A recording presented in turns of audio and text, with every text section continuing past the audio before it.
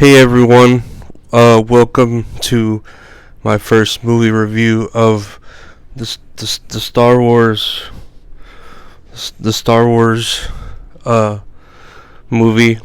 Uh, I'd like to thank Tony from Hack the Movies for giving me, giving me the movies to watch in their proper format. So thank you for that.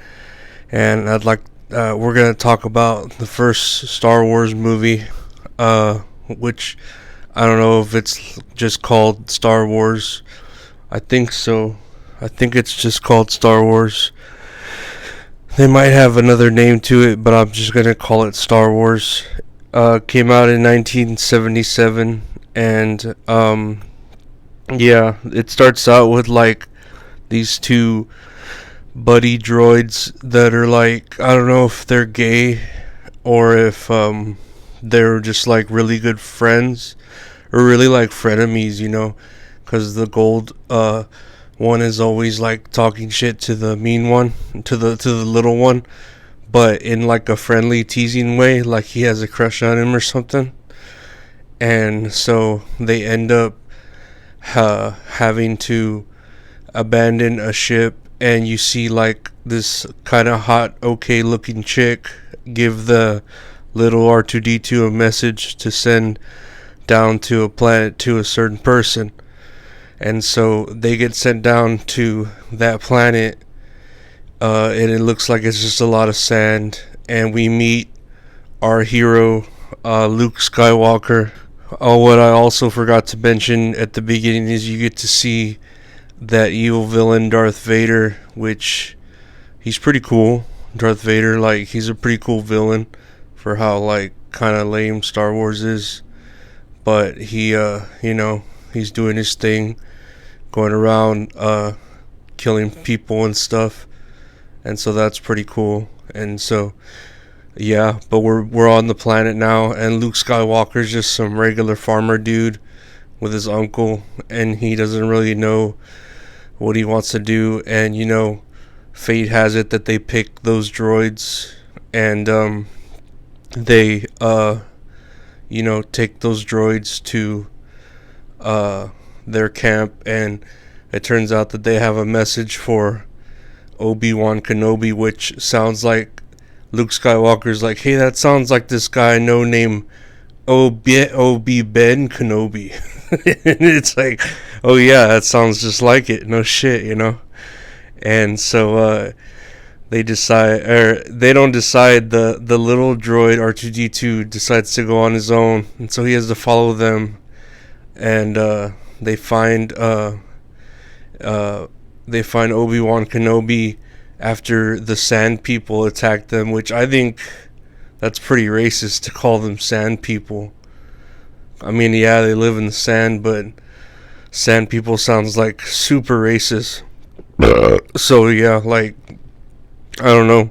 I would really work on that, George Lucas. I hope you changed that, and in your 15 or 20 ways you changed it, unless you found a way to call them like an even more racial slur than sand people.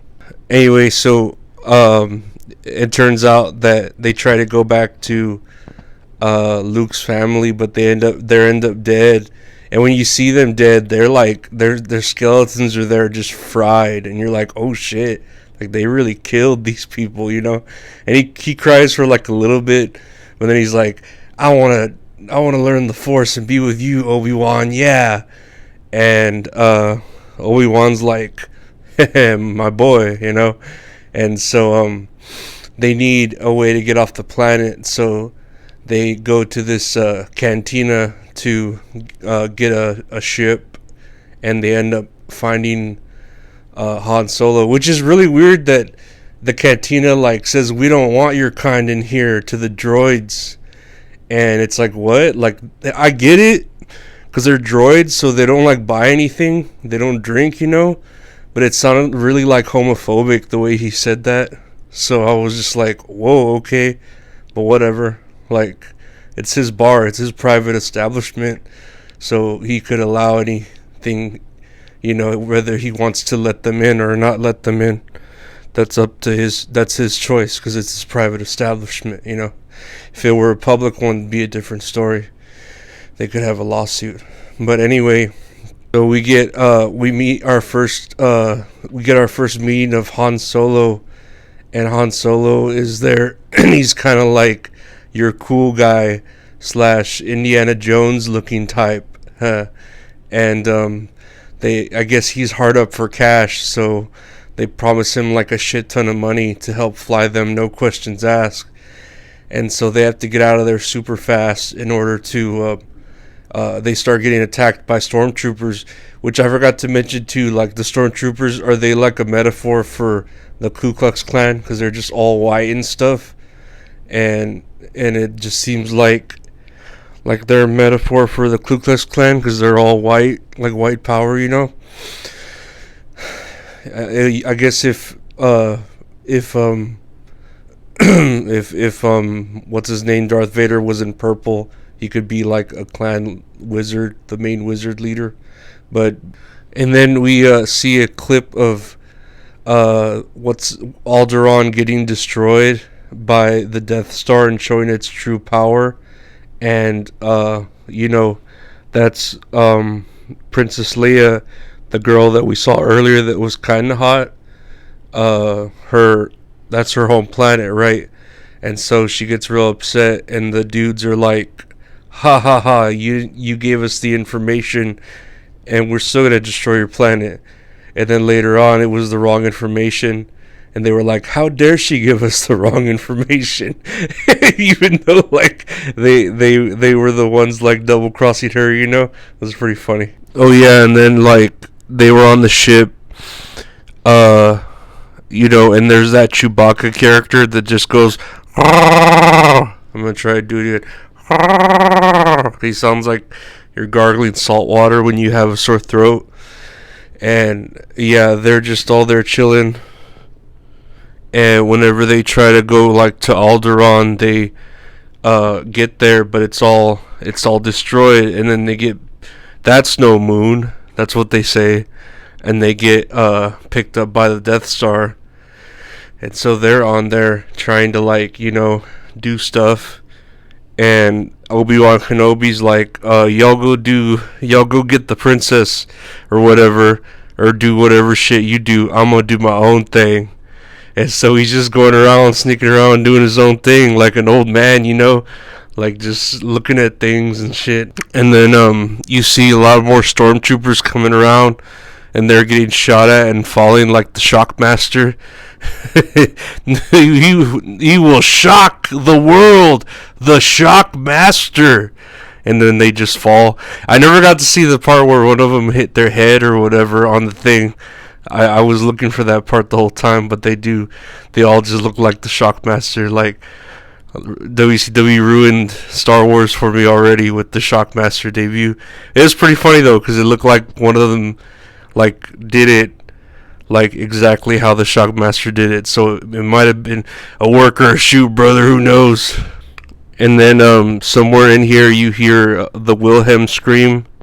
If you've never heard of the Wilhelm scream, go ahead and YouTube the Wilhelm scream, and I'll wait for you right here. Pause the movie here, pause the video here, and look up the Wilhelm scream, and then come back to me. But yeah, you hear the Wilhelm scream, which is pretty hilarious to me, because when you ever see it, in action.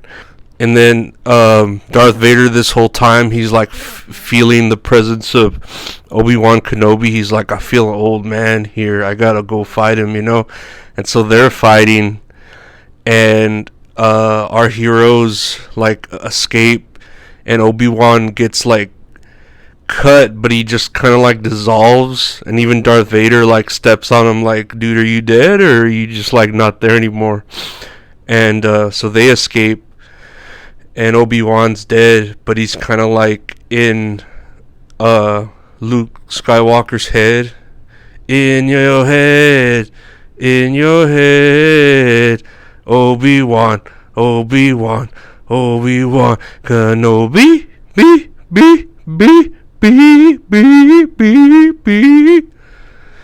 But yeah, so that happens.